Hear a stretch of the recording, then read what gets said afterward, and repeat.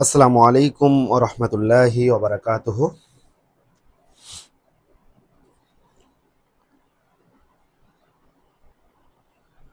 আমাদের অল্প একটু দেরি হলেও আশা করি মোটামুটি টাইম মতো চলে আসতে পারছি আমরা। আমি একটু গ্রুপগুলোতে শেয়ার করে ফেলি যাতে তোমরা সবাই এটা দেখতে পাও, ঠিক আছে? একটু গ্রুপে শেয়ার করে ফেলি, আশা করি তাহলে সবাই দেখতে পাবে। যদিও এই জায়গায় কিছু কথা আছে, কেমন কথা জিজ্ঞেস করতে পারো।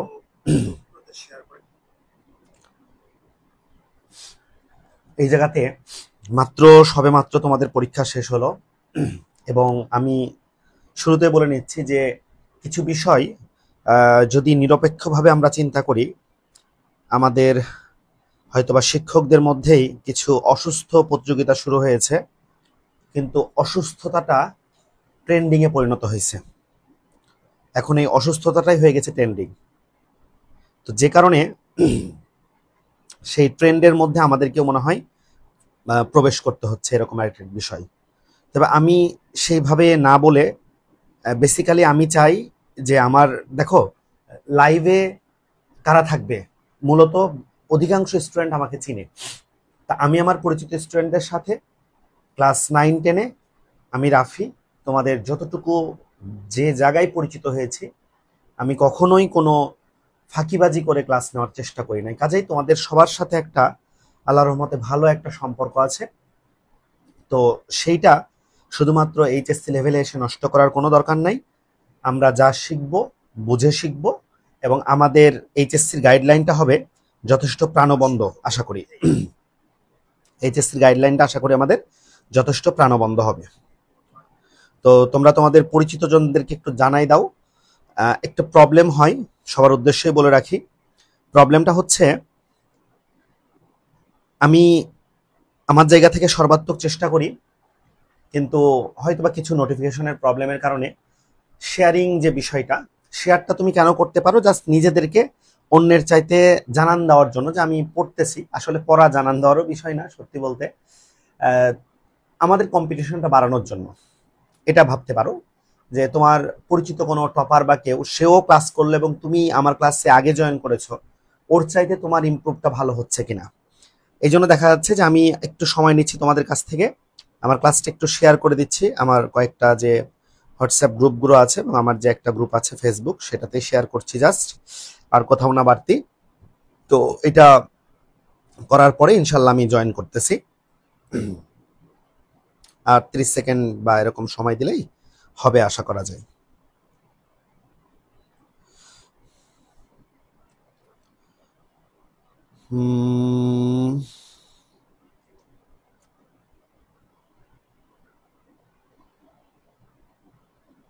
আশা করি যারা জানার জেনে যাবে।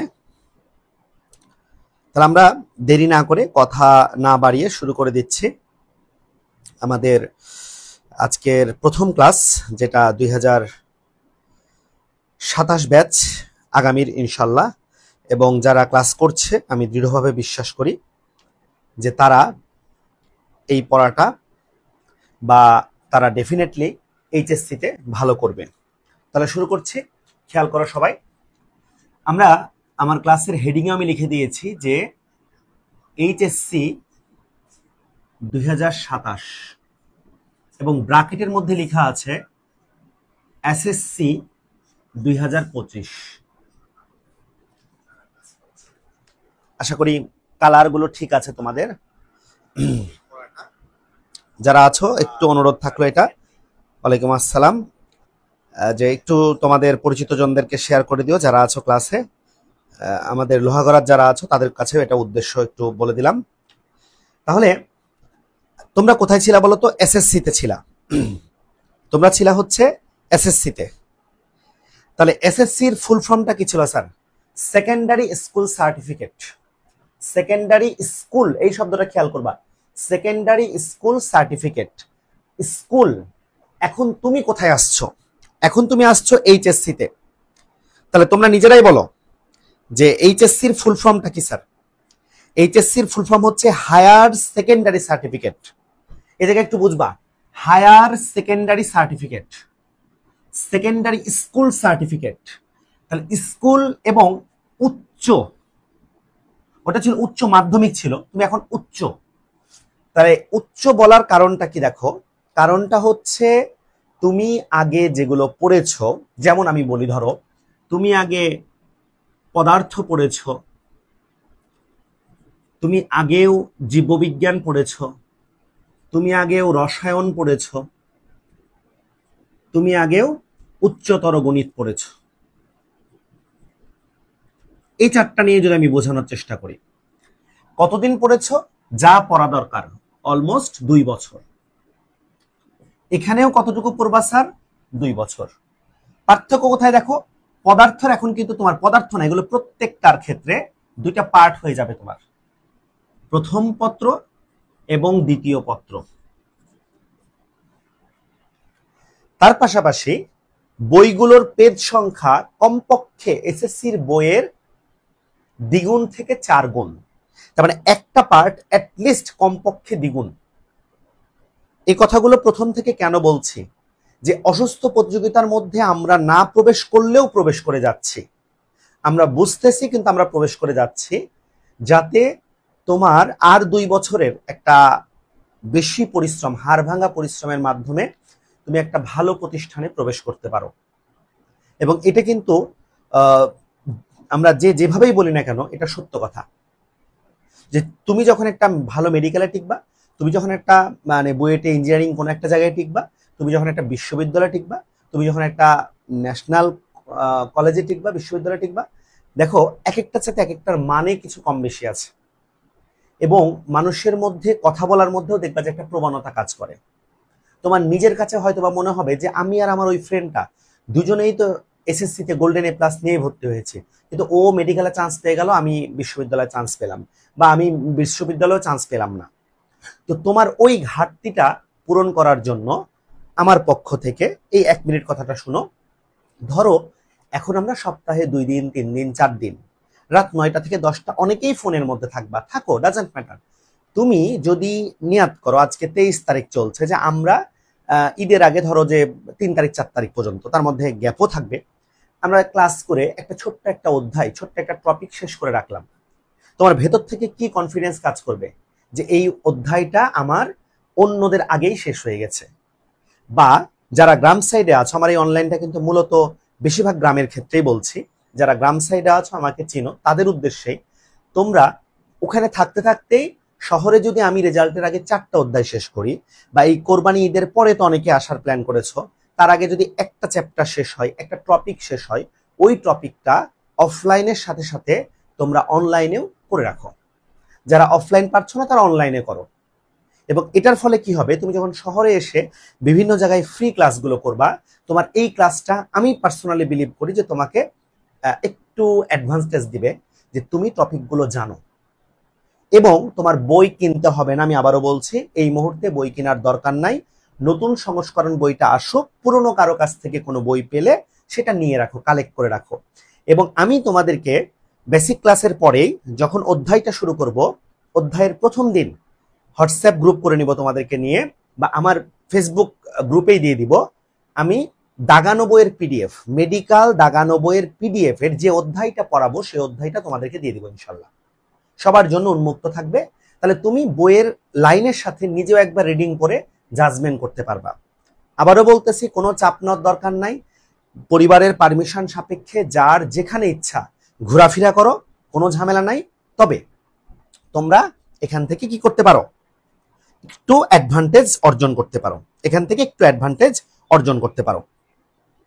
ঠিক আছে স্যার, সবার উদ্দেশ্যে কিন্তু এটাই কথা, যে এখান থেকে তোমরা হালকা একটু হলেও অ্যাডভান্টেজ অর্জন করে নাও।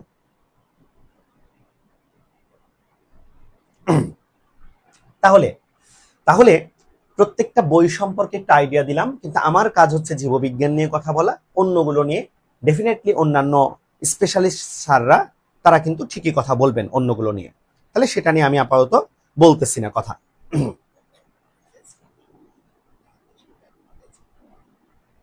হ্যাঁ, পুকুর থেকে সাগরে লাফ দিচ্ছে, কথাটা সত্যি।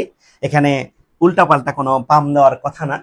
তবে আমরা চেষ্টা করব যে কিভাবে আমাদের সেই লাফটা পারফেক্টলি ল্যান্ডিং করা যায়।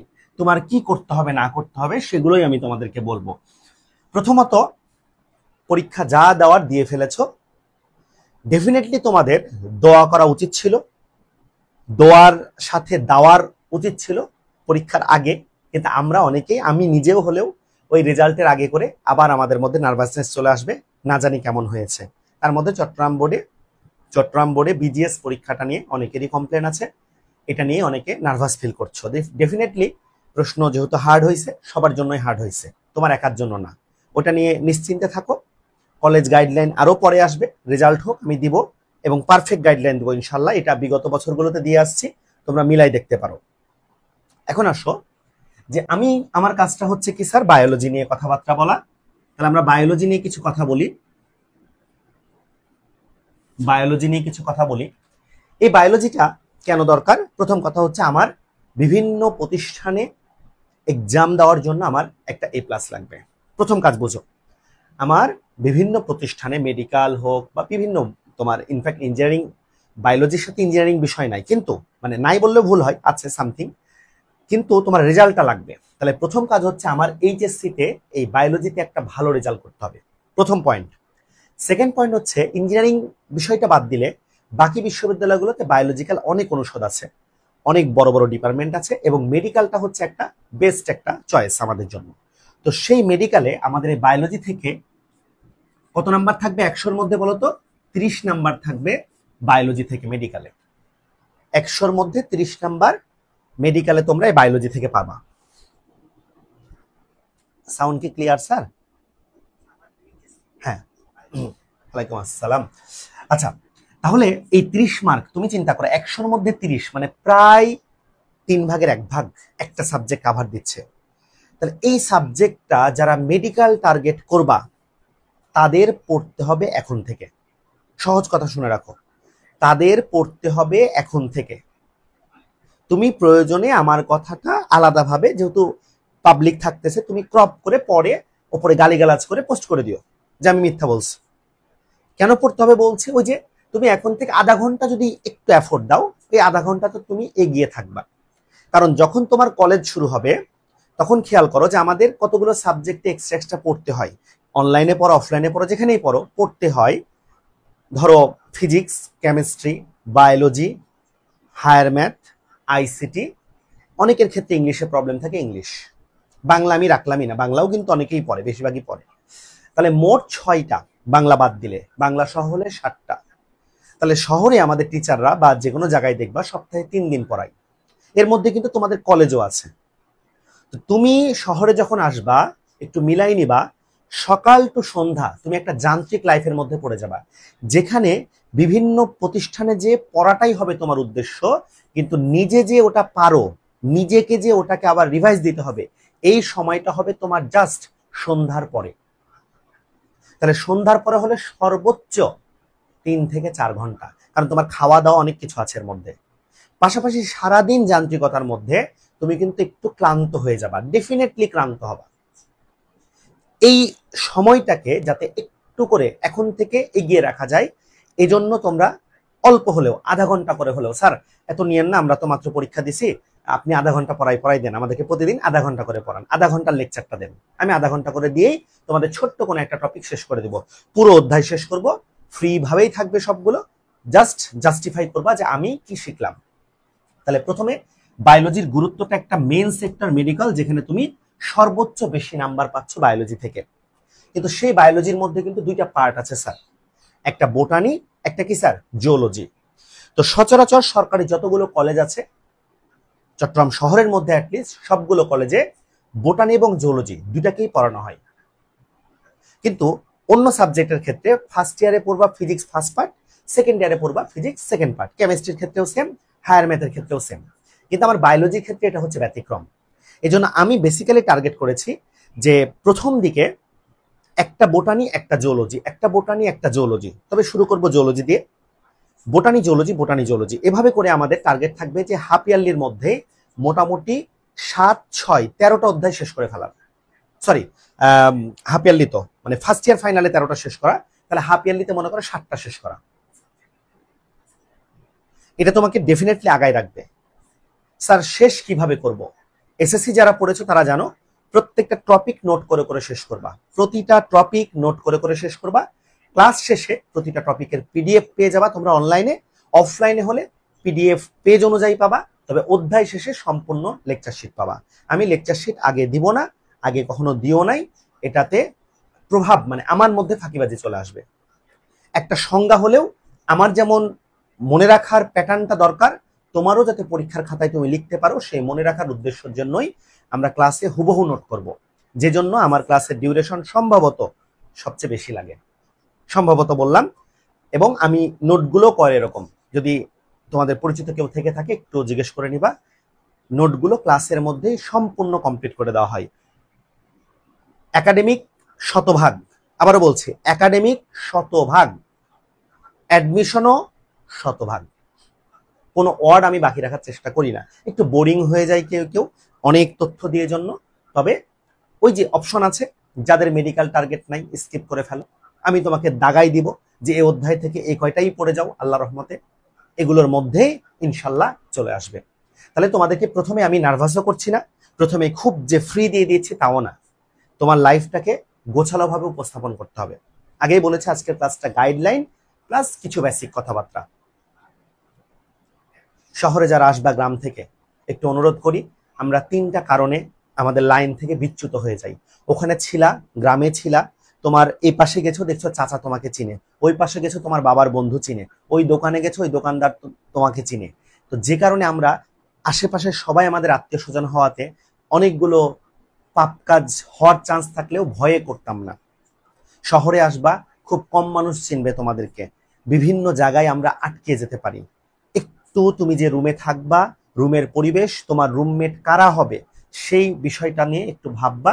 যে কোনো ধরনের হেল্প হলে বা হেল্পের প্রয়োজন হলে আমাকে বলবা। কিন্তু অনুরোধ করতেছি, আমি আমার যে স্টুডেন্টগুলো থাকবে এখন আছো, এই যে তোমাদের মাত্র পরীক্ষা শেষ হয়েছে, এখন লাইভে যে কয়জন আছো তাদের প্রতি অনুরোধ থাকবে, আল্লাহর রাস্তে একটা ভালো প্রতিষ্ঠানে আমরা চান্স পাই, হেল্পফুল ভাবে চান্স পাই, বোরিং না হয়ে পড়াগুলোর প্রতি আগিয়ে যাই। ঠিক আছে স্যার? তাহলে বায়োলজি নিয়ে কথাবার্তা একটু একটু করে বললাম। সবাই আগে থেকে জানো স্যার বায়োলজি কি? বায়োলজি হচ্ছে বিজ্ঞানের একটি শাখা, যেখানে পৃথিবীতে বসবাসকারী অতি ক্ষুদ্র থেকে বৃহত্তর জীব এবং তাদের জৈবনিক কার্যাবলী নিয়ে আলোচনা করা হয়। তাহলে মূলত পৃথিবীতে বসবাসকারী অতি ক্ষুদ্র থেকে বৃহত্তর জীব, এই বিষয়টা ইন্টার একটু প্রভাব ফেলবে তোমাকে। কারণ দেখো যে যখন বোটানির 4র্থ অধ্যায়ে যাবা, আমি অধ্যায়ের নামগুলো একটু পরে বলছি তোমাদেরকে, রাইটারের নামও বলবো ইনশাল্লাহ। যখন 4র্থ অধ্যায়ে যাবা দেখো সেখানে 3টা জীব নিয়ে পড়বা। ভাইরাস, ভাইরাসের মধ্যে কিন্তু আরো অনেকগুলো আছে, ভাইরাস, ব্যাকটেরিয়া এবং প্লাজমোডিয়াম ভিভ্যাক্স বা ভাইভ্যাক্স, এক কথায় ম্যালেরিয়া। এরা হচ্ছে অণুজীব, এই জন্য অধ্যায়ের নাম হচ্ছে অণুজীব। তবে সত্যি বলতে ভাইরাস কিন্তু কোনো অণুজীব নয়। ভাইরাস জিনিসটা কি? ভাইরাস হচ্ছে জীব এবং জ্বরের মাঝামাঝি, জীব এবং জ্বরের মাঝামাঝি একটা বস্তু বা একটা উপাদান হচ্ছে ভাইরাস। ভাইরাস শব্দের অর্থ কি? পয়জন বা বিষ। এই যে তোমাদেরকে একটা কথা বললাম, স্যার মনোযোগ দিয়েন, খাতা কলম থাকলে এখন বের করতে পারেন। আমি একটা অধ্যায় নিয়ে, অধ্যায় আমি কোনোটাই আজকে পড়াচ্ছি না, আমি তোমাদের কাছে পারমিশন নিয়ে পড়াবো। প্রথমে বলি দেখো, ভাইরাস খুব গুরুত্বপূর্ণ একটা টপিক, খুব না হলেও মোটামুটি গুরুত্বপূর্ণ টপিক। ভাইরাস শব্দের অর্থ হচ্ছে বিষ, পয়জন। বায়োলজি কেমনে শিখবা? সবাই বলে যে বায়োলজি ফিল করে করে শিখো, বুঝে বুঝে শিখো। আমিও একই কথাই বলবো, কিন্তু এখানে আমার 2টা থিম আছে। একটা হচ্ছে অনুধাবন করবা কি দিয়ে? তোমার লাইফে ঘটে যাওয়া, তুমি আশেপাশে দেখতেছো এমন কোন পরিবেশ দিয়ে ফিল করবা। নাম্বার 2, ফিল করবা তোমার ধর্ম দিয়ে। তোমার ধর্মে এটা কেন বললো, ওইটা কেন বললো, আমি গ্যারান্টি দিয়ে বলতে পারি তুমি বিজ্ঞানের সাথে এটা মিলাইতে পারবা। এই যে তোমার নিজের প্রত্যক্ষ দেখা এবং ধর্মীয় কথার সাথে মিলে যাওয়া, এই বিষয়টা তোমার সবচেয়ে বড় অনুভূতি হিসাবে কাজ করবে। তখন তুমি ওই পড়াটা কখনোই ভুলবা না। তাহলে আমি তোমাদেরকে একটু সহজে কিছু বিষয় শিখাই দিই। দেখো, তুমি যে কোনো অধ্যায় বলো এই প্যাটার্নে পড়বা, তোমরা প্যাটার্নটা ফলো করতে পারো। তাহলে আমি শব্দটা লিখছি তোমাদের উদ্দেশ্যে, খেয়াল করো। Virus, VIRUS, virus. তাহলে ভাইরাস শব্দের অর্থ হচ্ছে পয়জন বা বিষ, পয়জন বা বিষ। খেয়াল করো তো, আমাদের যত ধরনের সর্দি জ্বর যেগুলো হয়, এগুলো সবগুলোই কিন্তু ভাইরাস বাহিত জ্বর। এগুলো সবগুলোই কি স্যার ভাইরাস দ্বারা মানে বাহিত হয়। তাহলে ভাইরাস দ্বারা যদি বাহিত হয়, তা আমরা যখন মেডিকেলে যাই, আমরা যখন ডাক্তারের কাছে যাই, বা আমরা এমনিতেই ফার্মেসিতে যাই, বলতো ডাক্তাররা সচরাচর কি সাজেস্ট করে তোমাকে? অ্যান্টিবায়োটিক। ডাক্তাররা তোমাকে সাজেস্ট করে অ্যান্টিবায়োটিক। কিন্তু তুমি জানলে অবাক হবা যে এই ভাইরাসটা, এই যে ভাইরাস, এই ভাইরাসের প্রতিষেধক হিসাবে কাজ করে আই দিয়ে হচ্ছে ইন্টারফেরন।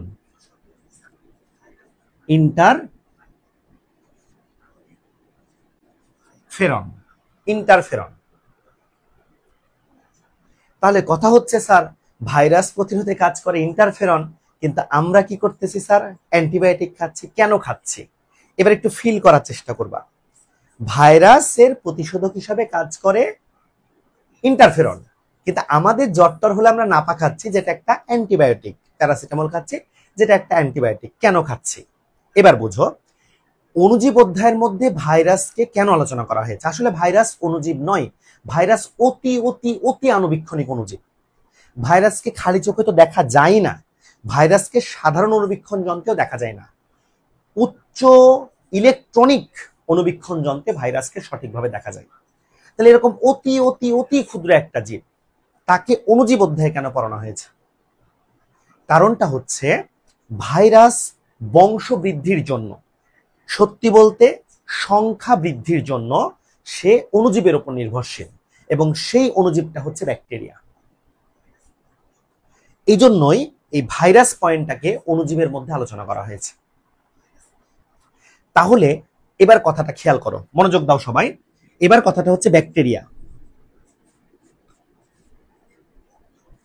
ব্যাকটেরিয়া, ব্যাকটেরিয়ার সেকেন্ড ওয়ার্ডটা কি দেখো তো স্যার? এই ব্যাকটেরিয়ার প্রতিষেধক হিসাবে বা ব্যাকটেরিয়া প্রতিরোধে আমরা ব্যবহার করি হচ্ছে অ্যান্টিবায়োটিক। অ্যান্টিবায়োটিক, ব্যাকটেরিয়া প্রতিষেধক হচ্ছে অ্যান্টিবায়োটিক। কিন্তু আমরা ভাইরাস দ্বারা আক্রান্ত হচ্ছে, অ্যান্টিবায়োটিক খাচ্ছি, নাপা খাচ্ছি, এটা খাচ্ছি, সেটা খাচ্ছি। তাহলে ভাইরাস কাজটা কি করতেছে বলো? ভাইরাসকে প্রতিষেধকের জন্য আমরা অ্যান্টিবায়োটিক খেলেও এটা কাজ করে যাচ্ছে। এটার কারণটা হচ্ছে ভাইরাস সংখ্যা বৃদ্ধি করে ব্যাকটেরিয়ার মাধ্যমে। তো ধরো তোমার বাসায় একটা চোর ঢুকেছে, তো চোর যদি তার সাঙ্গপাঙ্গ আরো তৈরি করতে পারে, তাহলে তোমার ফুল বাসা দখল করে ফেলবে। আর যদি তাকে তুমি তাড়াই দিতে পারো, সে চলে যাবে। তাহলে তোমার বাসার জন্য মেইন প্রতিরক্ষা কে দিবে? তুমি নিজে। তুমি নিজে যেই তোমার জিনিসপত্রের প্রতি যত্নশীল হবা, সেটা অন্য কেউ হবে না। তো সৃষ্টিকর্তার দেওয়া সবচেয়ে বড় নিয়ামত হচ্ছে আমার বডি। কাজে আমার বডিটা সবসময় চাই, আমার মানে তোমারটা তোমার, তারটা তার, এটা আমাদের বডি আমাদেরকে ভালো রাখার জন্য সবসময় চেষ্টা করে। এবং এই যে দেহের নিজস্ব প্রচেষ্টায় দেহকে স্বাভাবিক রাখতে চাওয়ার যে প্রক্রিয়া, এটাকে বলা হয় হোমিওস্ট্যাসিস। এটাকে বলা হয়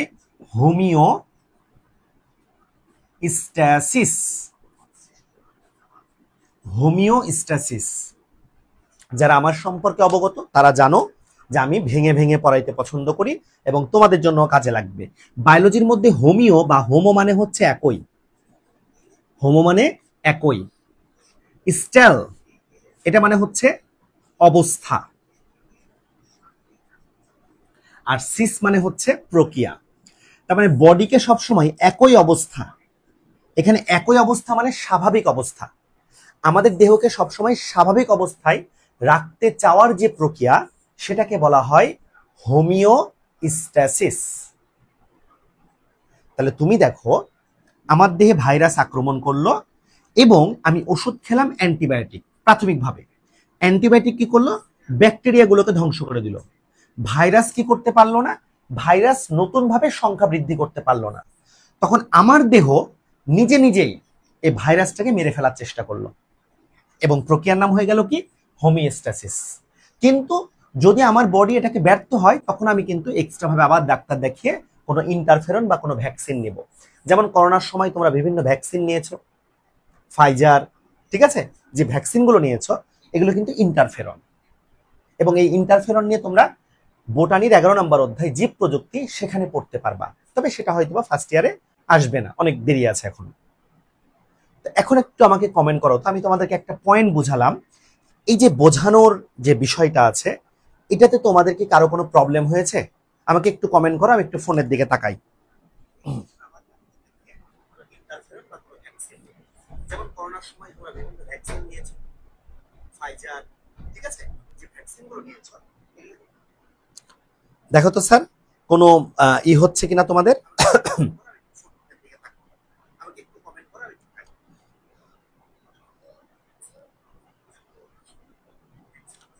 লেখা বুঝতে থেকে শুরু করে কোনো কিছুতে প্রবলেম হচ্ছে কিনা একটু বলো তো।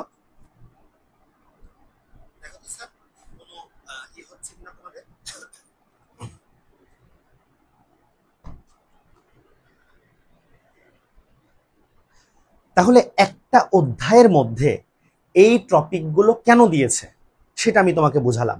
তাহলে দেখো, বেসিক ক্লাস হওয়া উচিত ফুললি বেসিকের মতো। এখন এখানে একটা মুখ্য বিষয় আছে, আমি বলি, আমি শুধু বললেই হবে না, আমার কথাগুলোর সাথে তুমি অ্যাডজাস্ট হচ্ছ কিনা এটা তোমাকে কিন্তু অনেক হেল্প করবে। আমার কথাগুলোর সাথে তুমি অ্যাডজাস্ট করতে পারছো কিনা এটা তোমাকে অনেকটা হেল্প করবে, এবং তুমি বুঝতে পারছো কিনা সেটাও একটা চমৎকার বিষয়। তো যে কয়জন আছো প্রথম থেকে একটু যদি কমেন্ট করতা যে স্যার এই পয়েন্টটা আমি ধরতে পেরেছি, এবং আমাকে ভবিষ্যতে যদি কেউ কোনো কিছু আটকানোর জন্য প্রশ্ন করে আমি কিন্তু এটা পারবো, এবং তুমি যদি চাও আমি অন্য একটা অধ্যায়ের একই টপিকটা তোমাকে আমি বোঝাই দিতে পারবো। যেমন কথা হচ্ছে স্যার কোষ বিভাজন, তো পৃথিবীর সকল কোষ কিন্তু বিভাজিত হয় না। যে সকল কোষ বিভাজিত হয় না, পলাশ, পেশিকোষ, পরিণত জনন কোষ, লাল রক্তকোষ, স্নায়ুকোষ, উদ্ভিদের ক্ষেত্রে স্থায়ী কোষ এবং সকল রক্তকোষ, তাহলে এদের কোনো বিভাজন হয় না।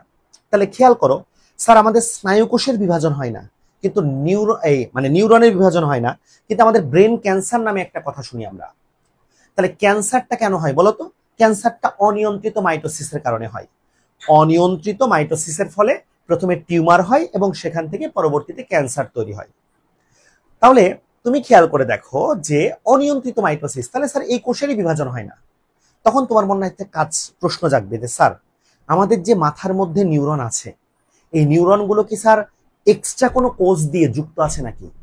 এটাই হচ্ছে পয়েন্ট, যে হ্যাঁ আমাদের নিউরন এক্সট্রা কোষ দিয়ে যুক্ত আছে। ওই এক্সট্রা কোষটার কিন্তু বিভাজন হয় না এটা বলি নাই, ওই কোষটার অনিয়ন্ত্রিত বিভাজনের ফলেই কিন্তু আমাদের এই ক্যান্সারটা হয়ে থাকে। তাই এটাকে বলে ফুল বেসিক, তুমি বেসিক সহকারে শিখবা এবং তোমার জন্য সহজ হবে। আমি তোমাদেরকে এখান থেকে আরো একটা পয়েন্ট করাবো, তবে আমি ভেবে চিনতে বেছে কোনো পয়েন্টে হাত দিই নাই, যেটা মাথায় আসছে বলে দিয়েছি তোমাদেরকে। তুমি যে কোনো একটা পয়েন্ট নিয়ে কথা বলো।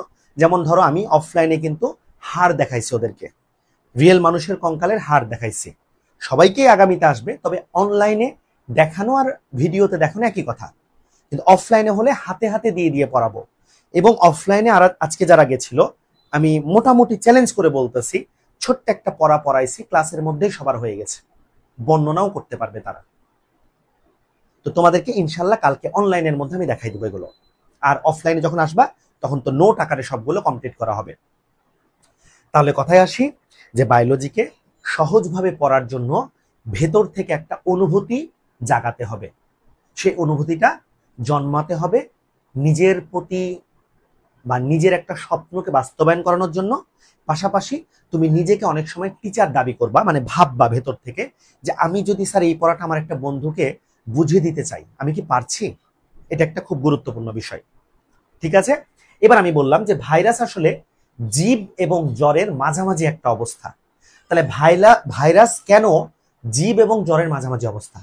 কারণ সে যখন জীবের বাইরে থাকে, মানে আমার দেহে প্রবেশ করে নাই, বাইরে মনে করো আমার দরজাতে আছে, করোনা ভাইরাসটা লেগে আছে, তখন কিন্তু সে কি করবে না স্যার, কোনো ধরনের জীবের মতো বৈশিষ্ট্য প্রদর্শন করবে না। কিন্তু যখনই আমি তাকে স্পর্শ করলাম, আমার দেহে চলে আসলো, তখন সে জীবের ন্যায় বৈশিষ্ট্য প্রকাশ করবে। এই জন্য দেখো আজকে একটা ক্লাস, প্রথম ক্লাস, এখানে আমি তোমাকে একটা 3 বা 4-এর জন্য একটা প্রশ্ন শিখাই দিতে পারি, সবাই মোটামুটি পারবা। ভাইরাসের জীবীয় এবং জ্বর বৈশিষ্ট্য মনে রাখার ছন্দ। তাহলে বায়োলজিকে সহজভাবে পড়তে হলে অনেকেই দেখবা যে বেসিক ছন্দ এটা সেটা ডেফিনেটলি লাগে, তবে ছন্দগুলো হতে হবে তোমার মনে রাখার মতো, যাতে এমন না হয় যে আমি ছন্দ ছন্দ করতে করতেই আমার মানে ছন্দ মনে রাখার জন্য আবার ছন্দ লাগতেছে, মানে জীবনটা ছন্দময়, হাত পা নাচানাচি করে ছন্দ শুরু করে দিস, একটু বুদ্ধি করে। তাহলে প্রথমে দেখো যে ভাইরাসের আমরা দিচ্ছি জ্বর রাসায়নিক বৈশিষ্ট্য মনে রাখার ছন্দ। ভাইরাসের জ্বর রাসায়নিক বৈশিষ্ট্যগুলো আমরা মনে রাখবো কিভাবে? ভাইরাসের জ্বর রাসায়নিক বৈশিষ্ট্যগুলো আমরা একটা ছন্দ দিয়ে মনে রাখি। কি ছন্দ? দেখো ছন্দটা হচ্ছে তোমাদের জন্য খুবই সহজ, স্বরে অ, স্বরে আ, অ আ, ঠিক আছে? তারপরে বি বে, অ আ বি বে, প্র প বা প প্র দাও, প প্র, এবং লাস্টে হচ্ছে এ রা। আমি তোমাকে একটা 3 বা 4-এর প্রশ্ন শিখাই দিচ্ছি, তাহলে একটু আমার সাথে সাথে সবাই যারা আছো একটু উচ্চারণ করো। অ আ বি বে, প প্র এ রা, অ আ বি বে, প প্র এ রা। সবাই বলো, অ আ বি বে, প প্র এ রা। দেখো এখন তোমরা মনে রাখতে পারবা কি কি স্যার আসছে এখান দিয়ে। দেখো স্বরেয় দিয়ে ভাইরাস হচ্ছে অকোষীয়, ভাইরাস হচ্ছে কি স্যার? অকোষীয়। তাহলে তোমরা বলো তো, জীব কি অকোষীয় হয়?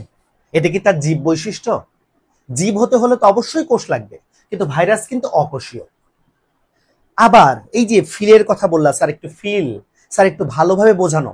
ভাইরাস কেন অকোষীয় ভালোভাবে মনে রাখো। একটা কোষ হওয়ার ক্ষেত্রে তার বৈশিষ্ট্য কি? তার কোষ ঝিল্লি থাকবে। কোষপ্রাচীর তো উদ্ভিদের, প্রাণী হলেও তার কোষ ঝিল্লি থাকবে, এটা কিন্তু তার মেজর একটা বৈশিষ্ট্য। 9-10-এ পড়ে আসছো তোমরা, এসএসসি বায়োলজি পেজ নাম্বার 19-এর মধ্যে ছিল।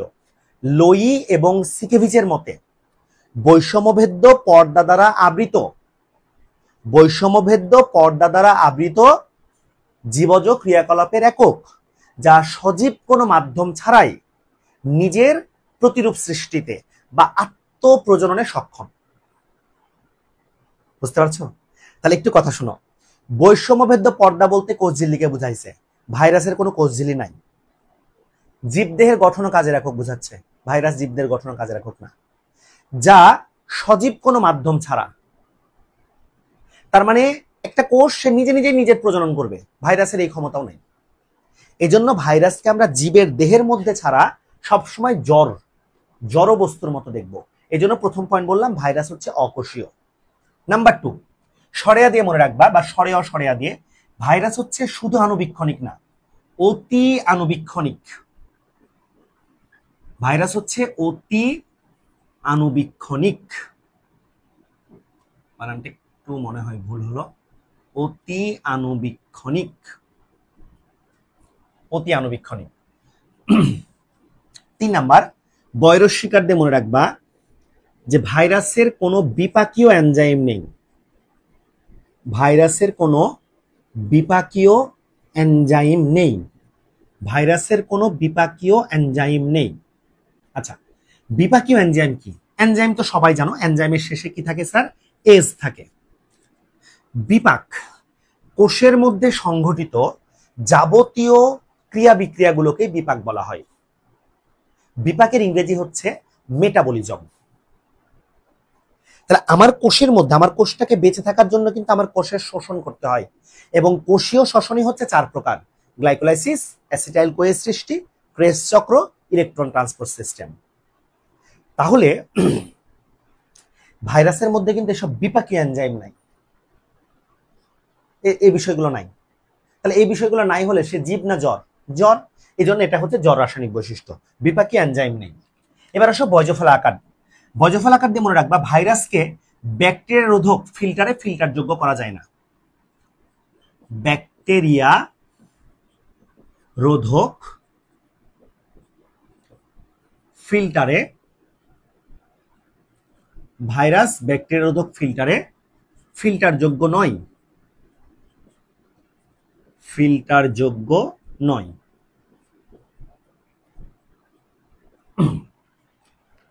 তাহলে করোনার সময় আমাদেরকে যে মাস্কগুলো পরাইছিল, মানে কি বলবো তোমাদেরকে, এটা ভাইরাস যায় না। একটু একটু লজিক দাও। যদি এই সামান্য 2 টাকা 5 টাকার মাস্কগুলোতে ভাইরাস প্রতিরোধ হইতো, তাহলে ডাক্তারদের কি এত ঠেকা পড়ছিল যে একদম ওই যে শক্ত মোটা পুরু মাস্কগুলো পরে তোমরা অনেকে দেখেছো নাক দিয়ে এদিক দিয়ে এদিক দিয়ে রক্ত পর্যন্ত বের হয়ে গেছে, মানে এত টাইট ভাবে চেপে রাখছিল। ওদেরকে এমনি এমনি দরকার পড়ছিল। ওই মাস্ক দিয়ে তোমার ধুলাবালি কিছুটা ব্যাকটেরিয়া আটকাইতে পারে, কিন্তু ওইটা দিয়ে ভাইরাস আটকাবে না। এই জন্য বললাম ব্যাকটেরিয়া রোধক ফিল্টারে ভাইরাস ফিল্টারযোগ্য নয়, মানে একটা জড় বিষয়ের মতো। আচ্ছা, এরপরে প দিয়ে, ভাইরাস কিন্তু পরিবেশের প্রতি সংবেদনশীল নয়। ভাইরাস পরিবেশের প্রতি সাড়া প্রদর্শন করে না বা সংবেদনশীল নয়।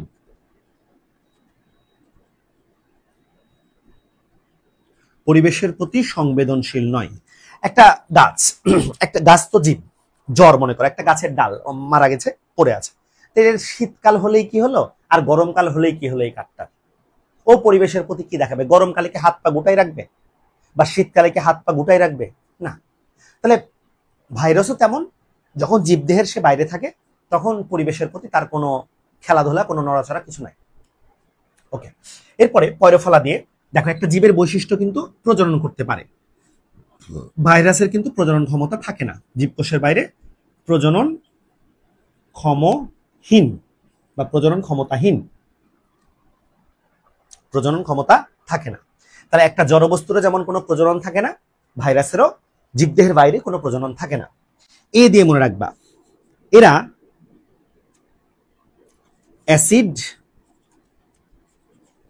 ক্ষার ও লবণ প্রতিরোধী।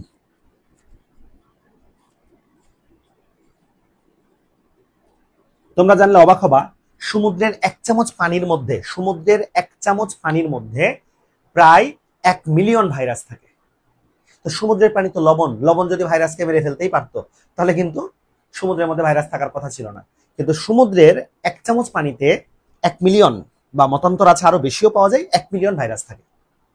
আচ্ছা, এরপরে আরেকটা জিনিস মনে রাখবা যে অ্যান্টিবায়োটিক, অ্যান্টিবায়োটিক এদের দেহে কোনো প্রতিক্রিয়া দেখাতে পারে না। অ্যান্টিবায়োটিক এদের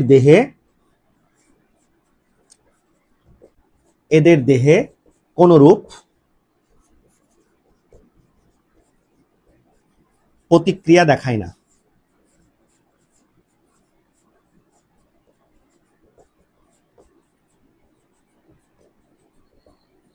অ্যান্টিবায়োটিক এদের দেহে কোনরূপ প্রতিক্রিয়া দেখায় না।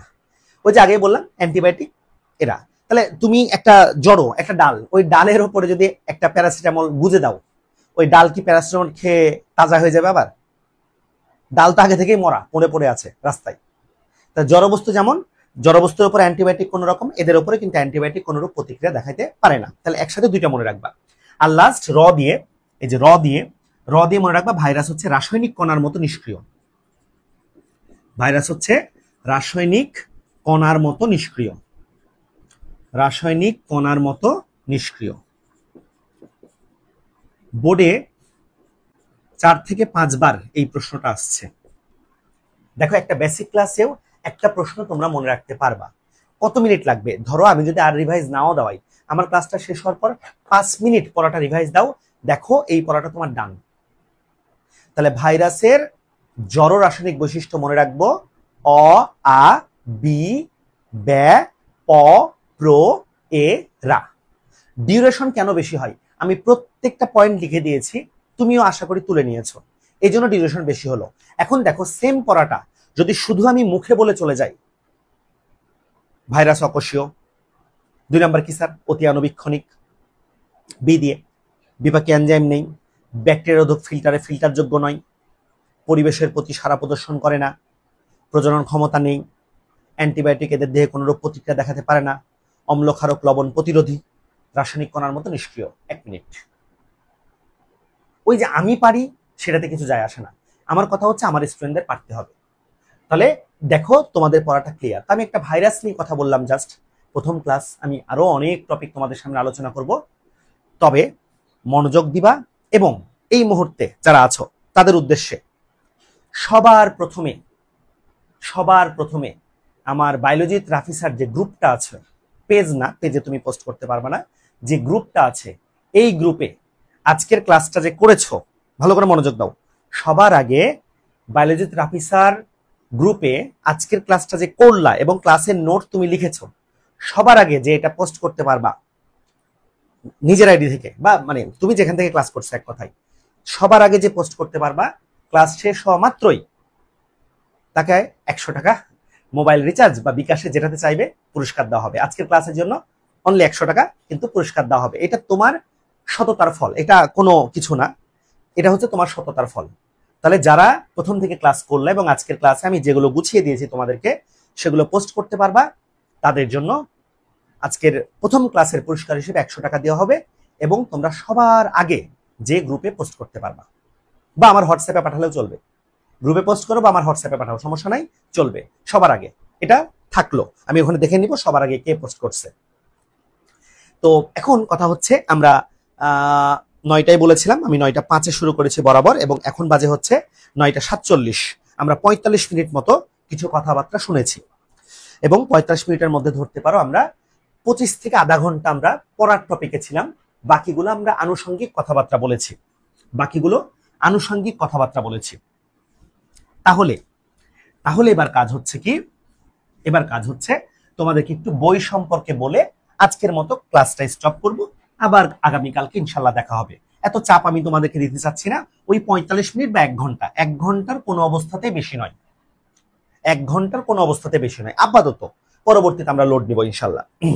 দেখো আমার নিয়ত আছে কি, যারা অনলাইনে থাকবে, অনলাইন ব্যাচ থাকবে, এই ব্যাচে ফুল অনলাইন থাকবে, যারা অফলাইনে ভর্তি হবে তাদের জন্য অনলাইন ফ্রি, সম্পূর্ণ ফ্রি থাকবে।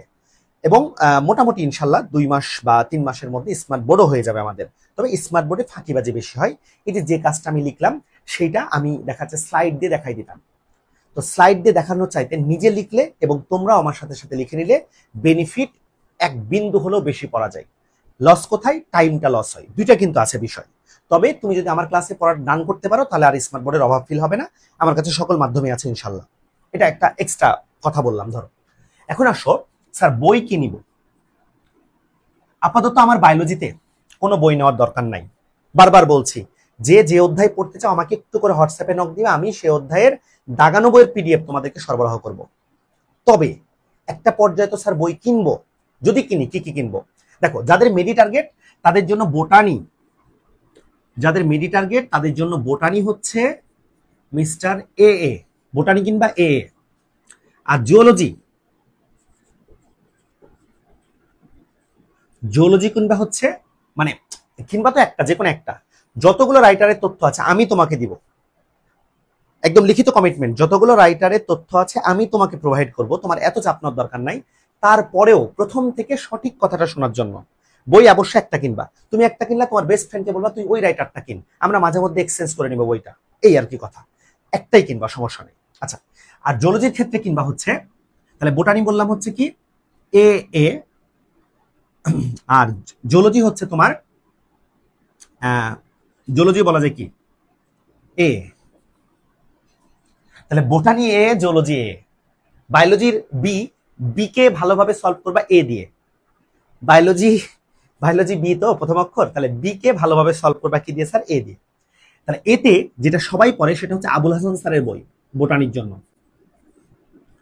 আবুল হাসান স্যারের বইটাই বাংলাদেশের প্রায় সব স্টুডেন্ট পড়ে, তোমরাও পড়তে পারো, ভালো বই, কোনো সমস্যা নেই। আর একটা এক্সট্রা ভাবে মেডিকেলে কিছু প্রশ্ন বা আমি নিজেদেরকে গোছানোর জন্য যারা কিনতে চাও তারা আরেকটা এ দিয়ে হচ্ছে আজিবুর রহমান আজিবুর রহমান, আজিবুর রহমান। আরো কিন্তু অনেক রাইটার আছে, কোনোটাই খারাপ না, ভালো করে বুঝো। কিন্তু মেডিকেলটাকে একটু চিন্তা করে বললে এই দুইটার মধ্যে যে কোনো, বিশেষ করে এটা সবাই বেশি কিনে। আজিবুর রহমান পড়তে পারো, মোটামুটি গোছালো লেখা আছে, অন্য বইয়ের চাইতে পেজ কোয়ালিটি ভালো, যার যেটা ইচ্ছা। তবে এখন কোনোটাই না, নতুন এডিশন আসার পরে। জুলজির ক্ষেত্রে স্যার কি করব? জুলজির ক্ষেত্রে প্রথমে সবাই পড়ে হচ্ছে আজমল স্যার, গাজী আজমল, গাজী আজমল স্যার, এটাই বেশিরভাগ স্টুডেন্ট পড়ে। তবে আজমল স্যারের বইয়ের মধ্যে কিছু কারেকশন চলতেছে, এটা তোমার উপর ছেড়ে দিলাম। আরেকটা হচ্ছে অ্যাডমিশন যাদের মেডিকেল টার্গেট আছে তারা আব্দুল আলিম, আব্দুল আলিম স্যার, আলিম স্যার। বাস আমার বায়োলজির জন্য, অন্য সাবজেক্ট আমি এখন কথা বললাম না, অন্য সাবজেক্টে স্যাররা বলবেন। তবে বায়োলজির জন্য এটা, বায়োলজির জন্য তোমাদের কাছে পরামর্শ হচ্ছে এই বইগুলোর মধ্যেই। তো আমার কাছে সব রাইটারের বইয়েরই পিডিএফ আছে, তোমার যেটা লাগবে চেয়ে নিবা, একটু করে নক দিবা, আমি দিয়ে দিব ইনশাল্লাহ, দাগানো বইয়ের। তাহলে আমাদের ক্লাসের প্যাটার্নটা কি হবে স্যার? আমরা ক্লাসে লিখিত নোট আকারে পড়বো সবগুলো, ক্লাস শেষ পিডিএফ নিয়ে নিবা, অধ্যায়ের মাঝখানে বা অধ্যায়ের শুরুতে দাগানো বইয়ের পিডিএফ কালেক্ট করে নিবা, একদম মেডিকেল দাগানো বইয়ের পিডিএফ। ট্রিক্স, ছন্দ, প্যাটার্নগুলো আলাদা পেজের মধ্যে একটা রেখে দিবা। আমার পড়ানোর প্যাটার্নের মধ্যে অন্যতম একটা কি বলতো স্যার? কিওয়ার্ডস। কিওয়ার্ডস গুলো আলাদাভাবে পড়বা। এসএসসিতে যারা মনোযোগ দিয়ে কিওয়ার্ডস গুলোকে ক্যাপচার করেছো, ইন্টারের জন্য তাদের পড়া অর্ধেক সহজ হয়ে গেছে। মনে রাখবা, এসএসসি বায়োলজিতে মানব দেহ নিয়ে যে অধ্যায়গুলো পড়েছো, ইন্টারে সেগুলো 2 অধ্যায় আগায় আসবে, ইন্টারে সেগুলো 2টা অধ্যায় এগিয়ে আসবে। যেমন পরিপাক পড়েছো কত স্যার? 5ম অধ্যায়, খাদ্য পুষ্টি পরিপাক। ইন্টারে পরিপাক পড়বা কত? 3rd chapter. তাহলে তোমাদেরকে যদি জিজ্ঞেস করি প্রজনন পড়েছো কত অধ্যায়? স্যার 11 অধ্যায়। তাহলে জুলজিতে মানব জীবনের ধারাবাহিকতা অধ্যায়ের নাম কত নাম্বারে পড়বা স্যার? 9 নাম্বার। সমন্বয় কত নাম্বার অধ্যায়ে পড়েছো স্যার? 10 নাম্বার। ইন্টারে কত নাম্বার অধ্যায়ে পড়বা স্যার? 8 নাম্বার। এবং যারা মনোযোগ দিয়েছো, ওই পড়া দিয়েই পাশ করার মতো যোগ্যতা তোমাদের আছে। আমি বিলিভ করি ওই পড়ার বেসিকটুকু দিয়ে ইন্টারে পাশ করার মতো কোয়ালিটি আছে তোমাদের। চাপ নিবা না। অ্যাডমিশনের জন্য একটু বেশি তথ্য দিয়ে পড়ানো হয়, পড়ানোটার খাতার মধ্যে রাখবা, স্যার আমি এতগুলো তথ্য মনে রাখতে পারছি না, আস্তে করে এসে কমেন্ট করবা বা জিজ্ঞেস করে নিবা, আমি তোমাকে সাজেশন ভিত্তিক প্রথম থেকে প্রয়োজনে পড়াই দিব। তার মানে একাডেমিক রেজাল্ট নিয়ে যেমন এসএসসিতে সাজেশন দিয়েছিলাম এবং আমি যতগুলো জায়গায় পড়াইছি অলমোস্ট গ্যারান্টি দিয়ে বলছি 90-র নিচে কেউ নামবে না। ইন্টারের প্রথম ক্লাসেই এই ধরনের একটা কথা থাকলো তোমাদের, 90-র নিচে আমাদের স্টুডেন্টগুলো ইনশাল্লাহ নামবে না। সেটা যে কোনোভাবেই হোক, এটা আমরা ট্রাই করবো আমাদের জায়গা থেকে। তোমরা শুধুমাত্র একটু কথাগুলো শুনে নিজের মতো করে একটু চর্চা করে নিবা। আমি চর্চা ক্লাসেই করাই দিব, তারপরেও এক্সট্রা যে আমি স্যার একটু কম মনে রাখতে পারি, তাহলে তোমাকে একটু বেশি চর্চা করতে হবে। স্যার আমি আপনার ক্লাসের মধ্যে পড়া ক্লিয়ার করে ফেলছি, অবশ্যই ভালো, 3 মাস পরে ভুলে যাবা। এই জন্য তোমাকেও চর্চা করতে হবে। চর্চাই মানুষকে দক্ষ করে। এবং ইন্টার লাইফে তোমাদেরকে স্বাগতম। একটা শৃঙ্খলিত লাইফ লিড করবা, খেলাধুলা থাকবে, মোবাইল থাকে বর্তমানে সবার, তবে আকর্ষিত হবা না। আর এই সুযোগে যে কয়জন আছো বিভিন্ন জায়গায় ঘুরে বেড়াও। ঘোরার ক্ষেত্রে যেহেতু বৃষ্টি হচ্ছে, একটু পাহাড় টাহাড়ে উঠলে সাবধানতা অবলম্বন করবা। তোমাদের আগামী ক্লাসের আসার আমন্ত্রণ জানিয়ে আজকের মতো শেষ করছি। আমি খেয়াল করতেছি কে সবার আগে পোস্ট করছে। আল্লাহ হাফেজ, আসসালামু আলাইকুম ওয়া রাহমাতুল্লাহ।